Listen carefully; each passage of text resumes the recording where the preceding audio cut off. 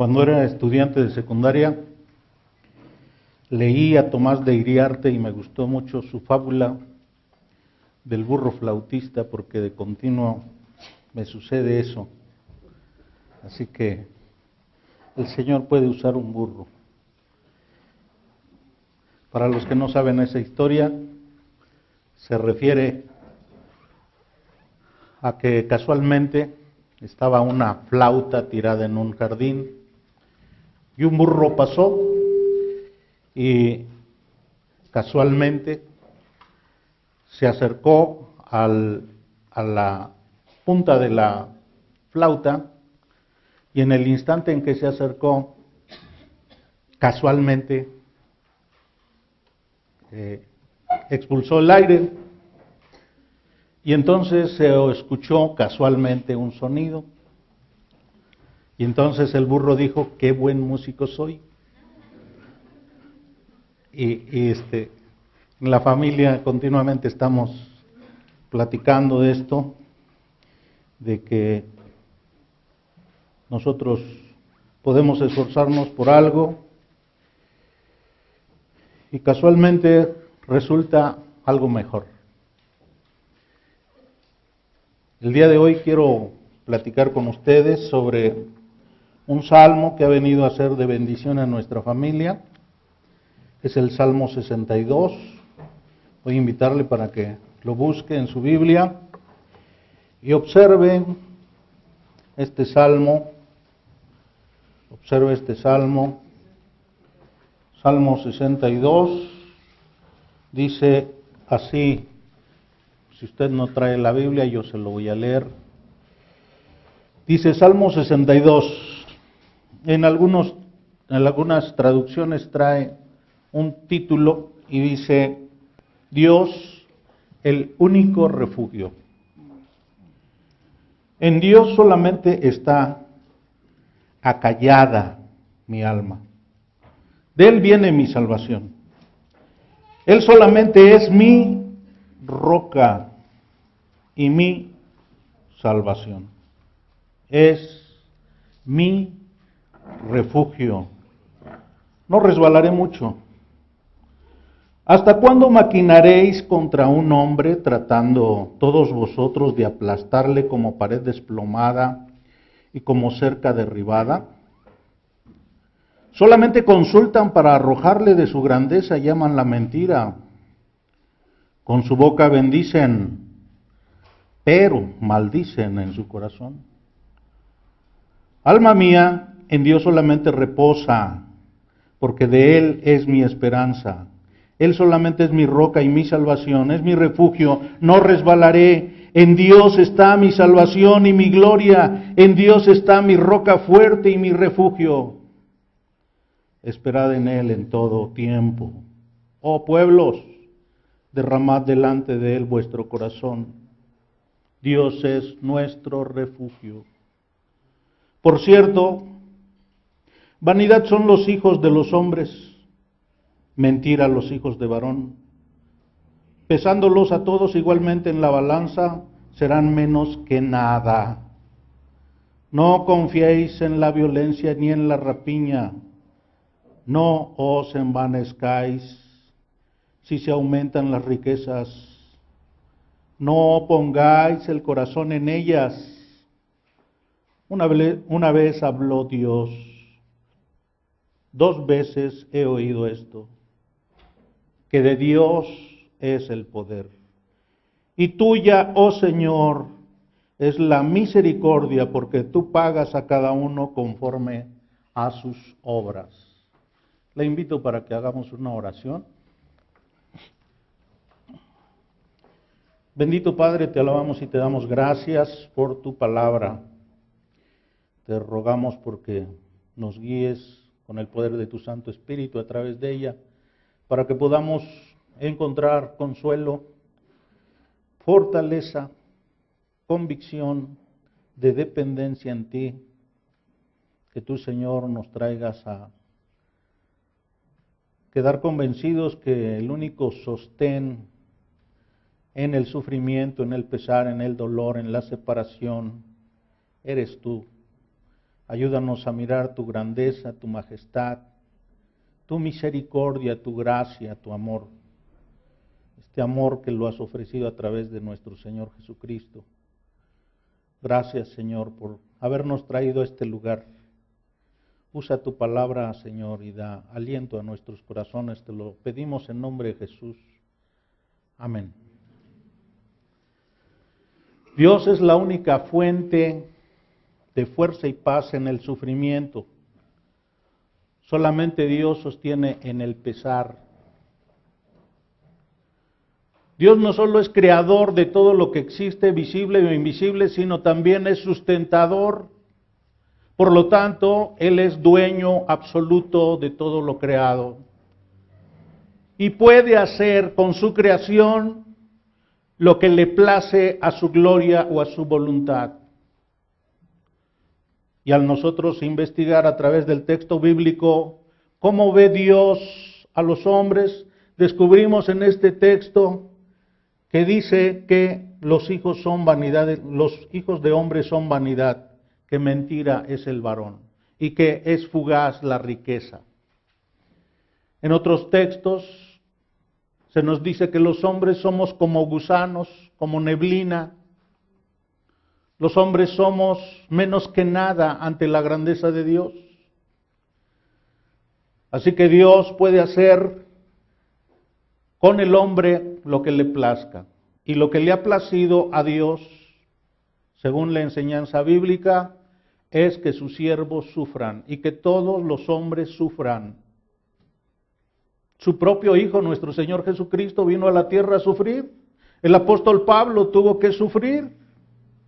Esteban, el primer mártir, son ejemplos de siervos fieles de Dios.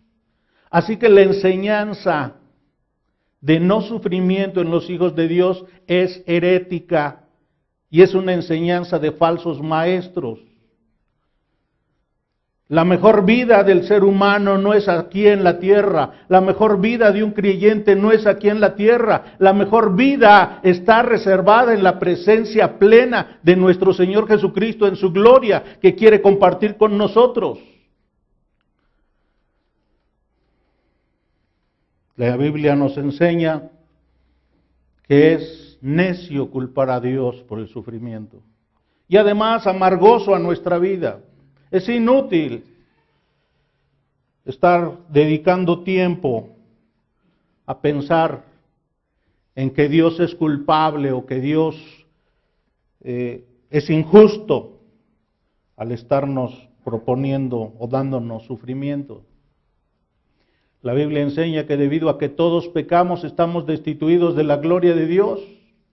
Cada uno de nosotros, por experiencia, ha elegido pecar. Por naturaleza ha sido esclavo del pecado y por decreto de Dios sigue pecando. Y la consecuencia del pecado es el sufrimiento, es el dolor, es el pesar. Así que, como estaba diciendo, toda la humanidad está sujeta al sufrimiento. El pesar forma parte del plan de Dios para la humanidad. Estas cosas os he hablado para que en mí tengáis paz. En el mundo, dice el Señor Jesucristo a sus discípulos, tendréis aflicción, pero confiad, yo he vencido al mundo. Juan 16:33. El apóstol Pablo, en su última carta a su discípulo Timoteo, le dice: y también todos los que quieren vivir piadosamente en Cristo Jesús padecerán persecución. El apóstol Pedro le escribe a los habitantes de la región de Galacia y les dice: amados, no os sorprendáis del fuego de prueba que os ha sobrevenido, como si alguna cosa extraña os aconteciese. La Biblia enseña el sufrimiento como parte de la vida del ser humano. Job dice que así como la chispa vuela al aire, el hombre está hecho para sufrir. Hoy vamos a meditar brevemente en este salmo, y no en todos, solamente 4 versículos. Y observaremos a este autor, al autor de este salmo, que tiene que salir de Jerusalén y subir el monte de los olivos, y vean cómo lo describe el autor bíblico. Y David subió la cuesta de los olivos y la subió llorando, llevando la cabeza cubierta y los pies descalzos. También todo el pueblo que tenía consigo cubrió cada uno su cabeza e iban llorando mientras subían. Segundo libro de Samuel, capítulo 15, versículo 30. El hombre que tenía un corazón conforme al corazón de Dios pasaba por angustia, dolor, sufrimiento, prueba, pesar. Debemos mencionar que David escribió aproximadamente 75 salmos, vivió momentos de diversas circunstancias, buenas y malas, y por eso es difícil exagerar todos los beneficios o todos los temas que abordan los salmos y la importancia para el pueblo judío que significan los salmos, porque en ellos se reflejan los ideales de la piedad, la comunión con Dios, el dolor por el pecado, la búsqueda de perfección, el caminar en la oscuridad sin temor, el ser guiados por la fe, la obediencia y la adoración a Dios, la comunión con los amigos de Dios, la reverencia a su palabra, la humildad lograda por la vara de la corrección, la confianza en el triunfo sobre la maldad y la serenidad en medio de la tormenta. El libro de los Salmos que nosotros tenemos en nuestras Biblias realmente son 5 tomos, y en el segundo tomo encontramos el Salmo 62, en donde encontramos el tema doctrinal que es soteriología, y es un canto de David de confianza a Dios. La pregunta es, ¿y esto qué tanto puede ser de interés para nosotros? Y la respuesta es obvia. Es probable que usted esté sufriendo por algún motivo. Un hijo desobediente, enfermedad crónica, separación de algún ser querido, adicciones, embarazos no deseados, abusos, y si no lo está experimentando, ya lo experimentó. Y si no lo ha experimentado ni lo experimentó en el pasado, prepárese porque lo va a experimentar. Así que esto es para nuestro pasado, nuestro presente y nuestro futuro. A través de esta enseñanza, Dios nos guía a buscar consuelo, buscar fortaleza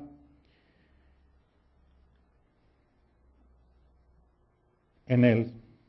Así que le puse como título a este sermón, Solo Dios nos sostiene en el pesar. Y en estos 4 primeros versículos vamos a estudiar 2 motivos para que usted espere reposadamente la salvación de Dios. 2 motivos para que usted espere reposadamente la salvación de Dios. El primer motivo es que solo Dios es fuente de mi liberación, y lo vamos a estudiar en los 2 primeros versículos. Y la segunda parte, solo Dios me guarda de mis enemigos. Solo Dios me guarda de mis enemigos, versículos 3 y 4. El primer motivo por el que usted debe esperar reposadamente la salvación de Dios es que solo Dios es fuente de mi liberación, dice el salmista. Solo Dios es fuente de mi liberación. Y esta forma como el salmista, guiado por el Espíritu Santo, nos explica que este motivo de confianza es debido a 4 bendiciones que recibe el siervo de Dios. Cuatro bendiciones que recibe el siervo de Dios. La primera bendición Dios da paz a mi alma, Dios da paz a mi alma. Y eso lo encontramos en el versículo 1. En el versículo 1 dice, Salmo 62, en Dios solamente está acallada mi alma. ¿Qué significa alma? Si nosotros nos vamos al pensamiento judío, el pensamiento judío no es semejante al pensamiento latino, ni griego, ni tampoco al occidental en el que nosotros estamos. En el pensamiento judío el hombre está dividido solo en dos partes, lo que se ve y lo que no se ve. Cómo me ve la gente y cómo soy realmente. Entonces, cuando está diciendo en este texto alma, se está refiriendo a mi ser, se está refiriendo a su vida, a toda su persona, a su corazón, a lo que la gente probablemente ni siquiera alcanza a ver. Entonces sería la parte profunda, la parte interna. Dios da paz a mi alma, solamente está callada mi alma en Dios. Dios solamente puede tranquilizar. La palabra acallar es tranquilizar, es pacificar. También significa guardar silencio. La pregunta a David, ¿por qué está callada tu alma? ¿Qué es lo que motiva que tu alma tenga reposo, tenga tranquilidad, tenga paz? Si el contexto en el que escribiste este salmo es que tu hijo se puso de acuerdo con tus ministros, hicieron, como diría un político mexicano del sexenio pasado, hicieron ¿qué? Complot, ¿verdad? Contra él, y entonces lo destronaron. Al destronarlo, David tuvo que salir, y dice el autor del libro de Segundo de Samuel, dice que iba descalzo, con la cabeza cubierta y llorando, saliendo de Jerusalén, porque su vida peligraba. Y realmente su hijo lo anduvo persiguiendo como una jauría de perros persiguen a la presa. Y él estuvo huyendo a través de las sierras o las montañas de Israel.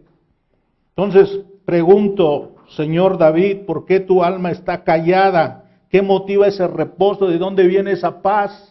¿De dónde viene esa tranquilidad? ¿De dónde la sacaste? Y él dice, es de Dios, es del Supremo Hacedor, es el Dios omnipotente, poderoso, del Dios de Israel, el Dios creador, el Dios magnífico, el Dios proveedor. Es Dios el que me está dando esta tranquilidad, me está brindando esta fuente de confianza.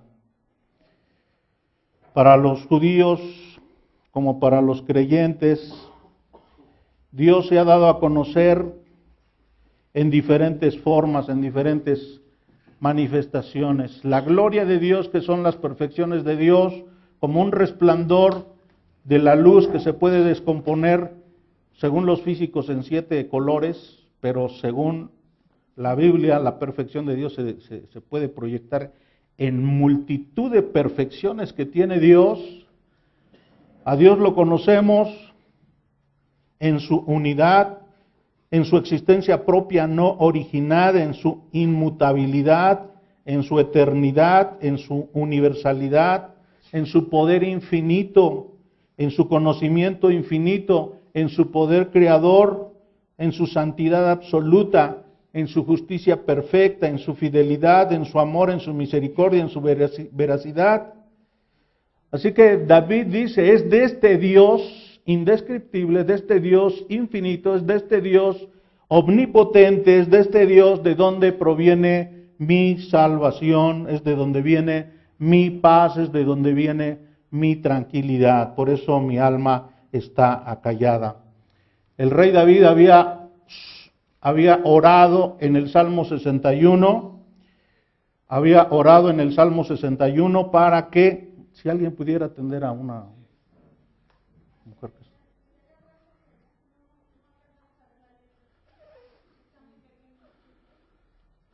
Sí, disculpe. No, si usted tuviera algún reproductor, le podría dar una copia de esto, sí, para quien tenga deseos. Lo que está escrito es lo que estoy diciendo, abreviado. Así que si usted me está escuchando, es suficiente con lo que usted me está escuchando. Sí, y si le puede ser de utilidad, después le doy una copia de este material.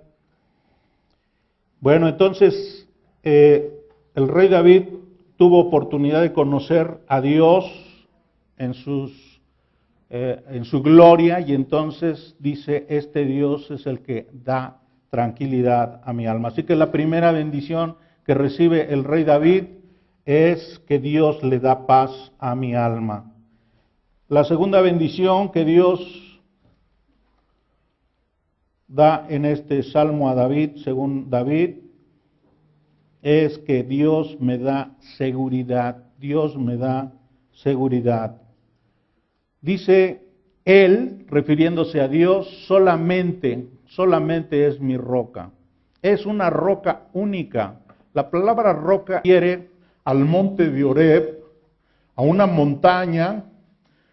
¿Se acuerdan cuando Moisés pidió ver a Dios en el Sinaí y que Dios dijo que lo iba a guardar en una peña?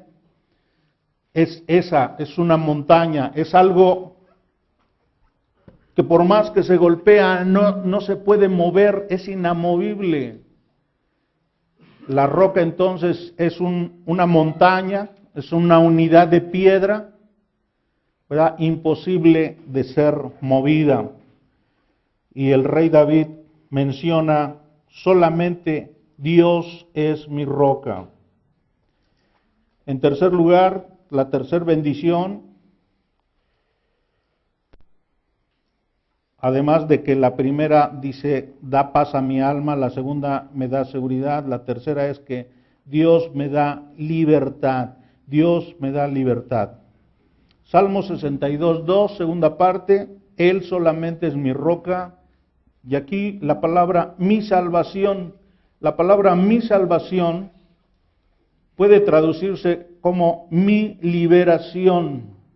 Mi liberación. Para el pensamiento judío, la salvación incluye quitar o librar a alguien de una carga, opresión o peligro. Es liberación del dolor, liberación de la guerra, liberación de la servidumbre o liberación de los enemigos. Así que salvación, aquí podríamos traducirla como liberación. ¿Y de qué iba a ser librado el rey David? De los peligros que le acechaban, de la persecución, del odio que le estaba expresó su hijo Absalón. La tercera bendición entonces es la liberación de David. Dios le quitará la angustia, lo librará de la angustia. Dios lo librará de la preocupación, de la idea obsesiva. Dios lo librará del peligro de este grupo de personas que buscaban su mal. Lo interesante es que David no derramó lágrimas cuando fue perseguido por Saúl de una manera injusta. David no derramó lágrimas cuando se enfrentó en las más cruentas batallas contra los filisteos. Pero David tuvo un terrible dolor cuando ve que su propio hijo es el peor de sus enemigos. Yo no sé si pueda haber algo comparable con esto. Tal vez sería preferible que un hijo se muriera, tuviera un accidente, pero de eso a que el propio hijo esté utilizando toda su inteligencia, toda su capacidad física, está utilizando todos los recursos, toda la gracia heredada, toda la ayuda que recibió de su padre para ahora buscar la muerte de él. Es terrible. Y de eso Dios va a librar a David. Así que ante estas circunstancias adversas, David ve la libertad que Dios le está dando. Cantó David, solo Dios es mi salvación. ¿Y usted en dónde busca su salvación cuando tiene algunos problemas? ¿En la cuenta bancaria? ¿En dónde busca cuando tiene alguna angustia, cuando tiene algún dolor, cuando tiene algún sufrimiento? ¿En las amistades? ¿En el teléfono? ¿En la agenda? ¿En las palancas? ¿En las personas importantes? ¿En dónde busca resolver lo que le produce dolor? ¿En el psicólogo? ¿En la terapia? ¿En dónde? El rey David dice, es en Dios, solamente Dios es mi salvación. Así que, según este texto, la primera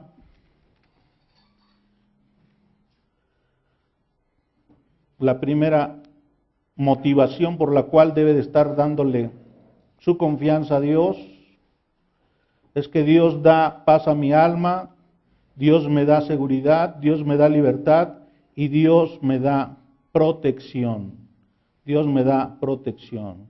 Salmo 62:2, la tercera parte, es mi refugio, no resbalaré mucho.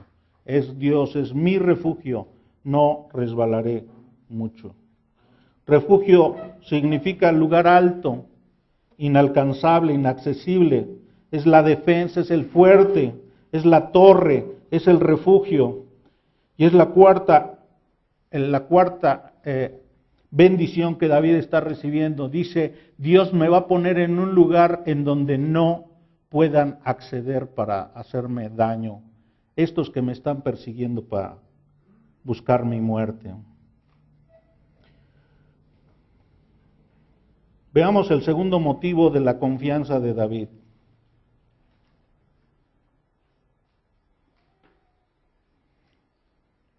Solo Dios me guarda de mis enemigos. Solo Dios me guarda de mis enemigos. ¿Cómo son los enemigos del siervo de Dios? Veamos 4 características de estos enemigos de Dios. La primera característica de los enemigos de Dios que describe el rey David es que son destructores. Salmo 62:3. ¿Hasta cuándo maquinaréis contra un hombre tratando todos vosotros de aplastarle como pared desplomada y como cerca derribada? Aplastarle en el original significa matarle. ¿Hasta cuándo van a estar utilizando sus capacidades intelectuales para estar buscando mi muerte? ¿Cuándo se cansarán de idear formas para matarme? ¿Cuándo aceptarán que sus planes no sirven para destruirme?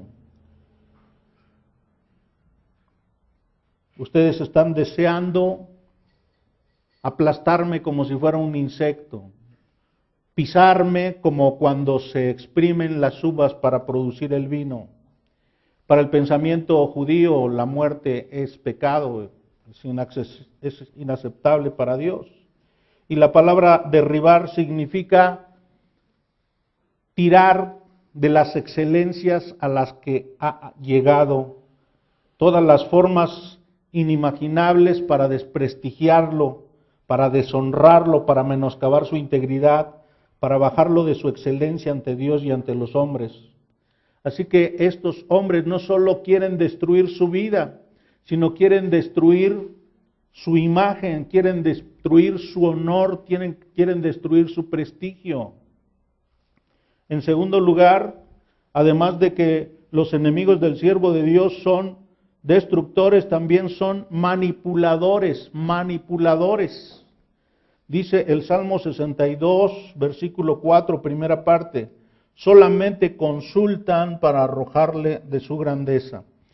Y aquí esta palabra consultan es el asociarse en un consejo para estar haciendo planes para arrojarlo de su grandeza. Una palabra apropiada con la que se puede traducir es complot, precisamente. En tercer lugar,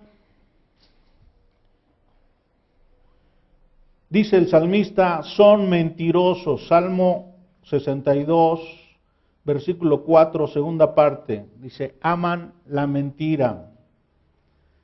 Se satisfacen, encuentran placer al falsear la información, a entorcer la verdad. Su mayor placer es inventar cosas contra la verdad. Su ídolo, su Dios es la mentira. Sus palabras son comparables al anzuelo, a una trampa y al engaño.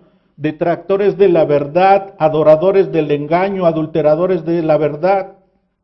Según el Señor Jesucristo, usted recuerda en Juan capítulo 8, versículo 44, el padre de mentira es Satanás y todos sus hijos lo imitan, hacen lo que a él le gusta, lo que él es padre de mentira.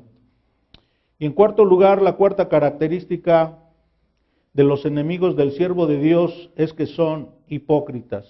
Salmo 62, versículo 4, tercera parte. Con su boca bendicen, pero maldicen en su corazón. Cuando están platicando con el rey David, lo bendicen.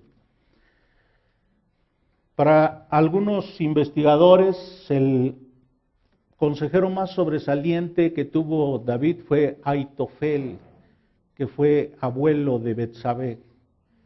Y teóricamente para algunos, Aitofel fue informado de que Betsabé había sido violada, que no tuvo consentimiento para que David tuviera intimidad sexual con él y después matara a su esposo. Cuando tuvo oportunidad, Aitofel cambió de bando en lugar de seguir con David, se cambió para ser consejero de Absalón y fue el que encabezó a los líderes de la nobleza para traicionar a David.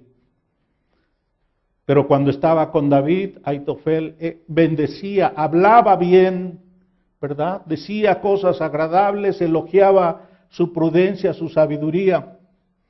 Dice, decían con su palabra, pero bendecir también es una palabra que proviene en la Biblia, que es muy importante, aparece 330 veces en la Biblia, y Dios es el que bendice desde la creación, según Génesis 1:22. Dios bendijo al hombre y a la mujer en el versículo 28. Después Dios bendice a Noé en 9:1, bendice a Abraham en 12, versículos 2 y 3. Después confirma, sigue bendiciendo a su descendencia de Abraham, Génesis 18:18, 22:18, 28:14.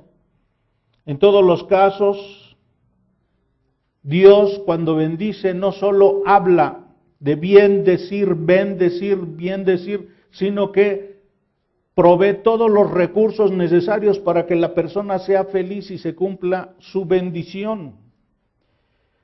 Y dice el rey David, con su boca bendicen, pero realmente lo que desean es mi mal, porque en su corazón, en su interior, la palabra corazón es la parte interna para el pensamiento judío, es la parte interna donde reside el centro del pensamiento, de las emociones y de los juicios. Así que cuando estos hombres están bendiciendo con la boca, pero con su interior están maldiciendo, realmente el centro y la motivación genuina, pues es el de destruir a David. Y esto es debido a que tienen una naturaleza pecaminosa. El Señor Jesús dijo que de la abundancia del corazón habla la boca, y entonces en su corazón hay corrupción, hay perversión. Y Dios dice que todo hombre natural, todo ser humano sin Cristo, tiene precisamente un corazón engañoso y perverso, y que no lo puede conocer. Y no puede combatir contra este corazón engañoso y perverso, porque él mismo se engaña y engaña a los demás. El único que puede transformar ese corazón, el único que puede cambiar esa naturaleza es Dios. Dios dice, os daré corazón nuevo, y que quitaré de vuestra carne el corazón de piedra y os daré un corazón de carne. Ezequiel 36, 26. Por esto el pecador ruega, crea en mí, oh Dios, un corazón puro. Salmo 51, 10. Y clama, afirma mi corazón para que tema tu nombre. Salmo 86, 11. Por tanto, el pueblo de Dios busca su aprobación y clama a Dios, le canta a Dios, escudriña mi mente y mi corazón. Salmo 26, 2. Dios entonces circuncidará, recortará la inmundicia del corazón de su pueblo para que le ame y le obedezca con todo su ser, según Deuteronomio 30, versículo 6. Así que la cuarta característica de estos hombres es que son hipócritas. David solamente está confiado en Dios y asegura que Dios es la fuente de su liberación, que Dios le guardará de sus enemigos.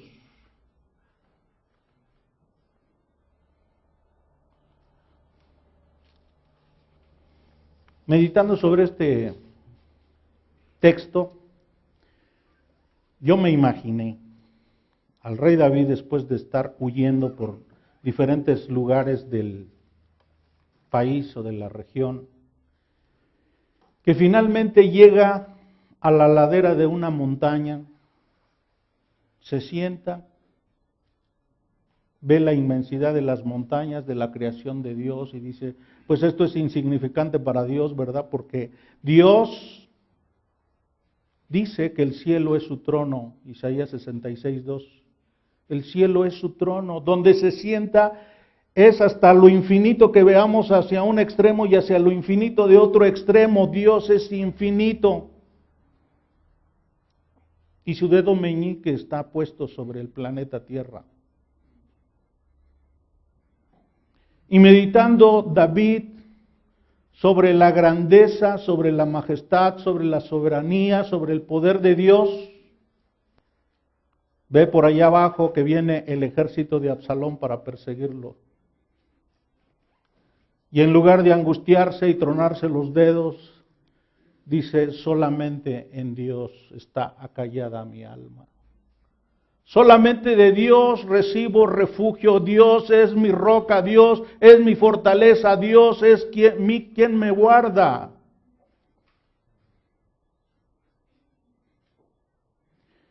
Y esto ha sido útil meditarlo, porque un día estaba en la casa estudiando y mi esposa tuvo que salir. Cuando sonó el teléfono, lo levanté y una sobrina que invitó a nuestro hijo Wilibaldo a trabajar en Anderson, Indiana, en Estados Unidos, estaba hablando. Y me dice, tío, Willy acaba de sufrir un accidente y es muy grave. Nuestro hijo Wilibaldo trabajaba en una fábrica automotriz y el disco con el que pulía las piezas automotrices se quebró. Un trozo de la piedra le quebró la máscara protectora, pero el trozo más grande le rompió el peto de cuero que tenía puesto, 3 sudaderas, la piel, los músculos, le perforó el pulmón derecho y según la traumatóloga estuvo a 2 milímetros de la aorta. Cuando él recibió el golpe, cayó hacia atrás y cuando voltearon pensaron que estaba haciendo broma, pero cuando vieron que estaba saliendo mucha sangre, de inmediato llamaron a los paramédicos. Fue muy rápido el servicio. pero los paramédicos supieron que el hospital de Anderson no era capaz de resolver ese problema. Así que llamaron a el Hospital Metodista de Traumatología de Indianápolis y llegó un helicóptero por él y lo cargó y se lo llevó. Yo sentí dolor, yo sentí angustia, yo sentí preocupación, pero la mayor preocupación que tenía es la madre de nuestro hijo. Su corazón, ¿cómo lo va a resistir? Si yo se lo digo, se va a morir. Es un hijo que nos ha honrado, es un hijo que nos ha obedecido, es un hijo que es nuestra corona. Es nuestro honor, es nuestra dignidad, es nuestra herencia. Así que cuando llegó mi esposa, le dije, te voy a pedir un favor. Vamos a arrodillarnos y vamos a orar. Vamos a orar. Y empezamos a orar. Solamente en Dios hay salvación. Solamente en Dios nuestra alma está callada. Solamente en Dios hay refugio.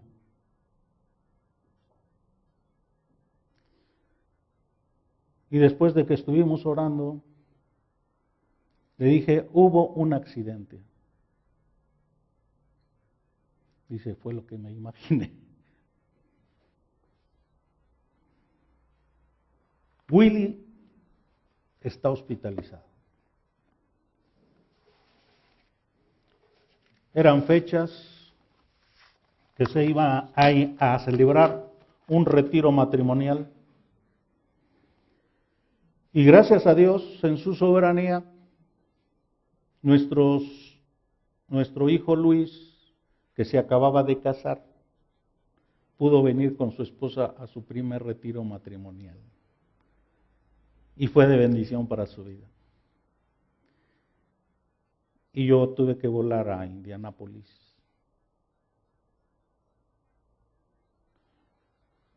Y vi a nuestro hijo con sondas por todos lados. 2 sondas abajo del brazo, otra sonda por acá metida porque estaban drenando de los pulmones,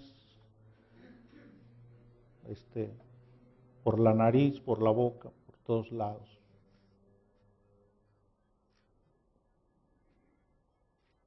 Cuando tú tengas un problema, ¿a quién vas a recurrir? Solamente Dios puede acallar nuestra alma. Solamente Dios puede darle paz, puede darle tranquilidad, puede dar fortaleza, puede dar firmeza. Solamente Dios puede afirmarnos en su verdad. Primera instrucción sobre el sufrimiento a manera de aplicación. Debes ser consciente que enfrentarás sufrimiento. Debes ser consciente de que enfrentarás sufrimiento.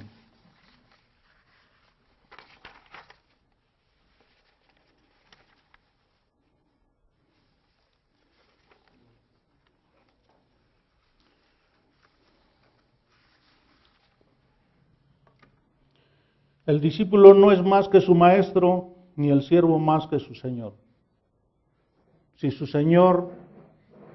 Si su maestro sufrió, su discípulo va a sufrir.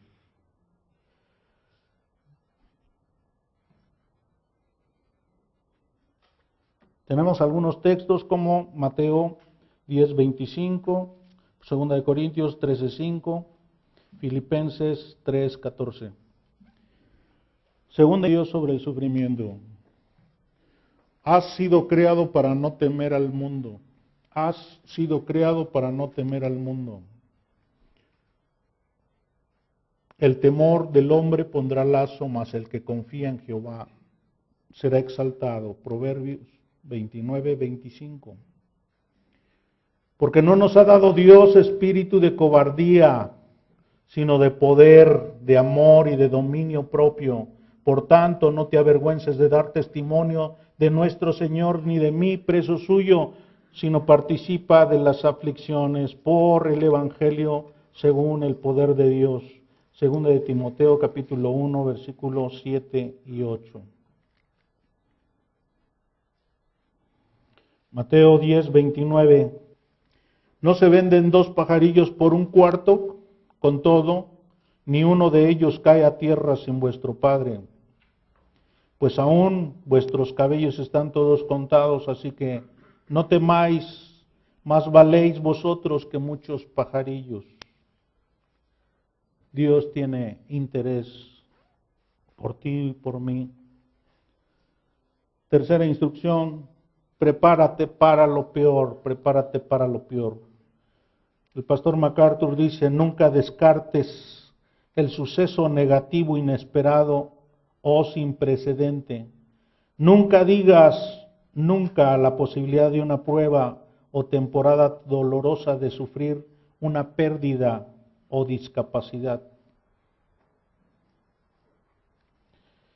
Josué 24:15, Mateo 7:24, en adelante Romanos 12:1 y 2, Isaías 26:3, Mateo 10:34 al 37.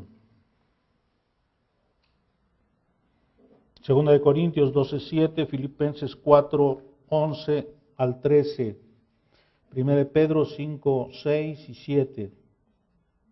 Cuarta instrucción. Vive seguro que Cristo salva continuamente a través del sufrimiento. Vive seguro que Cristo te salva continuamente a través del sufrimiento. Agradécele a Dios por tus problemas. Por nada estéis afanosos, sino sean conocidas vuestras peticiones delante de Dios en toda oración y ruego con acción de gracias. Filipenses 4:6. Primera de Pedro 5:10. Filipenses 4:7. Número 5. Confía en la providencia de Dios. Confía en la providencia de Dios. La providencia la definimos como la provisión y organización de todo a través de medios comunes y procesos naturales mediante los cuales Dios lleva a cabo sus propósitos. Para nosotros nos suenan como a coincidencias, casualidades, pero esto ha sido programado por parte de Dios. Él es poderoso y aún las cosas que los hombres hacen para nuestro mal, Dios las transforma para que sean para nuestro bien. Algunos textos, Génesis capítulo 50, versículo 29, 19 al 21, Filipenses 4:11. Y usted recuerda este texto, ¿quiere repetirlo conmigo? Romanos 8:28. Y sabemos que a los que aman a Dios, todas las cosas les ayudan para bien. Esto es, a los que conforme a su propósito han sido llamados. Oremos, hermanos. Padre, te alabamos y te damos gracias porque David nos enseña que sí te conocía, Señor. Ayúdanos a que nosotros tengamos necesidad de conocerte más. Señor, que tu palabra sea de meditación a nuestra vida. Ayuda a cada matrimonio para que hoy puedan ponerse a cuentas contigo, pidiendo perdón si han estado recurriendo a recursos ajenos a tu voluntad, a tu persona, a tu santidad, a tu grandeza. Ayúdales para que puedan meditar, Señor, ser nutridos por tu palabra, que aprovechen este tiempo para orar, pidiendo que tu palabra sea grabada en sus corazones, en sus conciencias, para que cuando estén enfrentando el sufrimiento, tu palabra les fortalezca, tu palabra les oriente, tu palabra les guíe a la salida que tú has provisto para eso. Padre, gracias por tu amor. En nombre de Cristo. Amén.